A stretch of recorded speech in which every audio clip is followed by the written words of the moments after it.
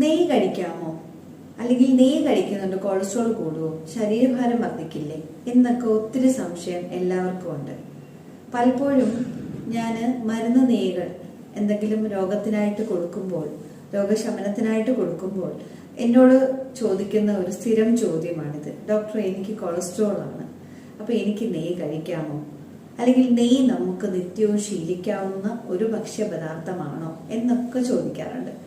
അപ്പൊ ഈ ഒരു സംശയങ്ങളാണ് നമ്മൾ ഇന്ന് തീർക്കാൻ പോകുന്നത്.